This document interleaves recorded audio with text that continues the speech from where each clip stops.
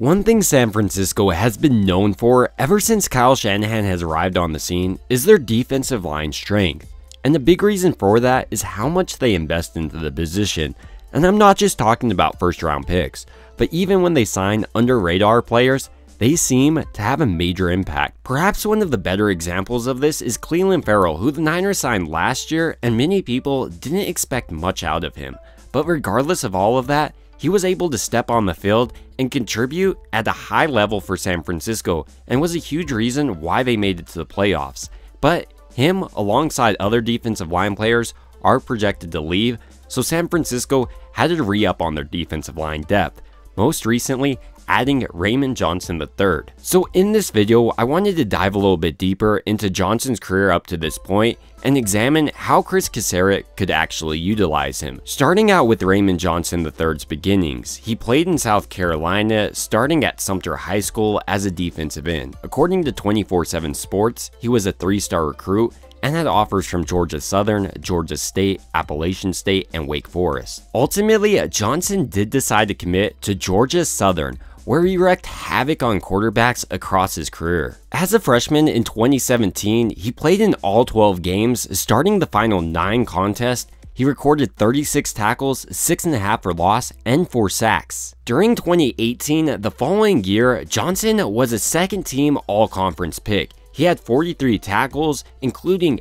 8 tackles for loss, 4.5 sacks, and 3 fumble recoveries. During Johnson's junior year in 2019, he was able to garnish first-team all-conference status, registering 33 tackles, 7 for loss, 3 sacks, in only 12 appearances. As a senior in 2020, he once again was first team all-conference, having 38 tackles, a team high of 14.5 for loss, and 5 sacks in just 13 starts. So with this final year out of the way at Georgia Southern, Raymond Johnson decided to enter the 2021 NFL Draft. He came in at 6'3", weighing 270 pounds. He ran his 40-yard dash in a pretty impressive 4.78 seconds. But maybe more impressively was his 10-yard split of 1.68 seconds. When you compare that to a guy like CMC, who's much lighter, he runs his 10-yard split in 1.55 seconds. I take the 10-yard split of how quick a player can accelerate. And for a defensive lineman on San Francisco's front, this might be the most important thing, because San Francisco's defensive line relies on a wide 9 that has their players shoot up the field to really penetrate to get to the quarterback. It's so important, in fact, the scouting department in combination with Kris Kocurek came up with a metric to measure it, GTFO. And from what scouts and I could tell on the film, Johnson had it. So let's go ahead and dive into his strengths as well as weaknesses. Outside of just exploding off the edge, Johnson also demonstrated a nice ability to set the edge and make sure no running back really got outside of him. He also did a very nice job of flowing into his gaps and had a nice reach. Johnson also found a way to get his hands on the ball. For instance, in his college days, he blocked 2 kicks. Johnson wasn't the perfect pick, however. At times, he struggled to utilize his pass rush moves effectively, and his hand movement wasn't up to the standard of some of his peers. There also was a real question if Johnson would be able to be successful in the pros, specifically rushing on the edge. Potentially they saw him as a rotational interior piece, and even if that's what he becomes for San Francisco, I'm thinking of a guy like Charles Omenihu or someone that you can rotate in on the interior part for NASCAR packages. Overall, when scouts were looking at Raymond Johnson III, they saw a player with a high motor and an ability to get to the quarterback, but they questioned the level of competition and really didn't know if he was going to be a long-term starter or successful in the NFL.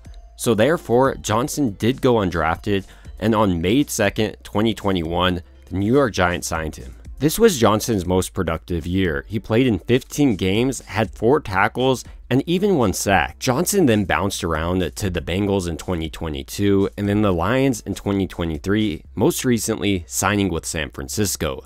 So the question is, what can San Francisco really expect out of Raymond Johnson III? Unlike their other addition, Ernest Brown, I believe that Johnson is more of a pass rush specialist, but I don't know if he's going to be extremely effective on the outside, like scouts mentioned. Rather, I could definitely see him being a rotational pass rush piece in the interior part of this defense.